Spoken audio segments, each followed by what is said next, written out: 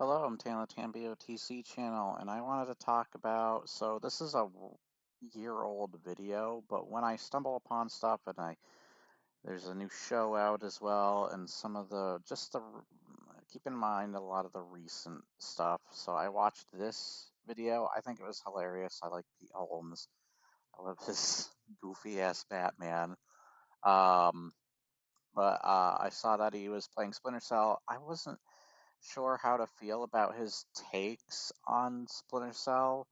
He likes it fast paced, more like a Jason Statham thing he was saying, and um, he's describing the feeling of it and such, as well as he talked about how he doesn't like Hitman because you have to hide the bodies and all that stuff.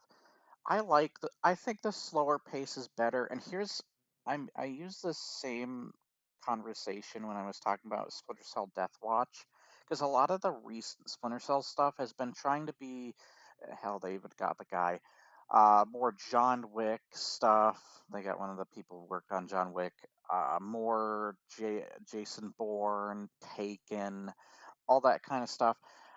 I feel like that stuff can be used for a series that would work better for that. We don't have many slower methodical games anymore, and I know you could argue they're outdated, they had their time, but I feel like that's not true, as well as the reason they die. There's several reasons that they technically could have died off. And part of that is the fault of the companies trying to get us more used to newer way of playing these games. And you can still do newer ways of playing the more slow, methodical games. But I love sneaking around. I love having the patience, the way that each level is constructed, where the enemy placements are, hiding the bodies. I find is pretty cool because it adds to the atmosphere as well as what you need to do to prevent yourself from being detected and stuff. Maybe getting a better score. I know it's slow stuff. I know a lot of people probably don't have the patience or the brain brain capacity for that stuff. Uh, but I really love that kind of stuff. That's what made me love a lot of games like Thief and Hitman and all that. Where a lot of the fast pace, and I'm pretty sure Splinter Cell Conviction is known as like the black sheep of the family of the Splinter Cell games, and Blacklist is a great game, but it's mostly because it combines the two games. It still has somewhat its slow, methodical side while also having the conviction stuff. And I love both those games, by the way, but I don't see them as Splinter Cell entirely. And there's nowadays it's getting to a point where there's just too many of it. And I talked about how next Splinter Cell is going to become just like Call of Duty if they keep going that direction, or eventually if they return Splinter Cell, they're probably going to go that direction. A lot of games that went more action oriented did not do very well, and they made a return like Resident Evil, for example. They made a return from being the more slow, methodical, or uh, in that case, scary type of game. Um, there was a lot more like you were using your brain more when you were playing those games. It doesn't feel like you're using your brain quite as much with games like Splinter Cell. And I know that's something to have, but there are other games to have that with. And I don't. Every game doesn't need to be the equivalent of freaking a COD game or whatever. And then I was talking about how like like eventually it's going to get to a point where you know how COD streamers were complaining Battlefield and Halo Infinite need to be more like COD. And I feel like if Splinter Cell's ever put in a similar situation, or any Tom Clancy game, they're going to be making that same freaking basis of an argument again, all over again. And I'm just like, I'm sick to death of this crap, all of it. Um, and I know it's once again it's an old video, probably an old subject to talk about, but I miss those days.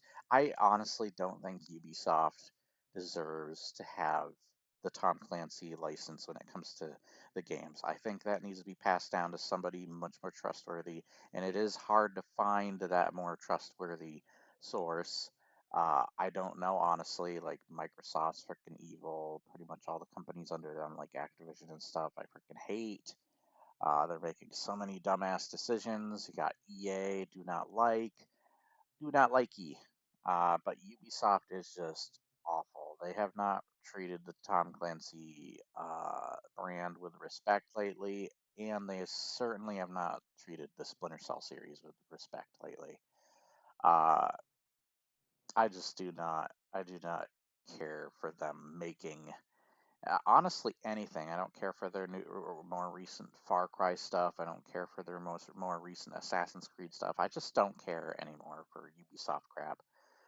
It's all the same to me. It all blurs together. It's just really boring. Just like probably this video, because all you're getting is this background. But this is just a brief thing. I hope you found something interesting from what I said. I prefer the more slow. It's why I play. Yeah, also, that's another good example. The Hitman games have become big popular games, and those were more slow, methodical, let you do your thing, whatever you want to do. And you can technically still go guns a-blazing in those games like you can others. They just make you more vulnerable to it. But I like that. I really like that. It's it gives you more of a sense of danger as well as it's a game that like I can't even play Splinter Cell Conviction without playing it on the hardest difficulty because it's just too easy a game otherwise.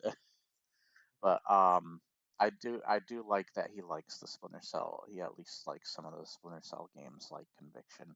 He probably would like Blacklist as well.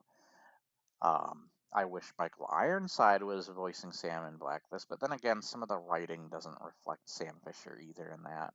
I do not agree with Critical Nobody either on Death Watch. I think Death Watch has more problems, and hell, he didn't even bring up like the jarring music thing. I was surprised he didn't bring that up. There is music segments in Splinter Cell, like you'll come across a radio and like Chaos Theory and stuff, but that is not the same to what the show was doing because the show is an animated series, and what did they do? Instead of playing that type of music during like action segments, it's not even music I found very good anyways. They just play it while somebody's either jogging or just freaking standing around or at a computer or something. Or the only time where it actually had something real going on in the show was the music playing during the person setting up a device that destroyed like the ship's engines or whatever, and then she goes and kills a dude that discovers her doing that. Um, but that was the only point where the music actually played like a part, or it was actually playing during a crucial part of this of like what's going on. Where every other time it was just super jarring, somebody standing around or whatever. It felt more like somebody was trying to advertise some sort of like these bands or something, this music, and it's like so jarring, takes you out of the scene every time, and it happens so frequently too. Like I counted, it was almost as many times as frickin' Avowed had bears. But I hope you found something interesting here. Let me know what your thoughts are on this subject or subjects, and I will see you next time.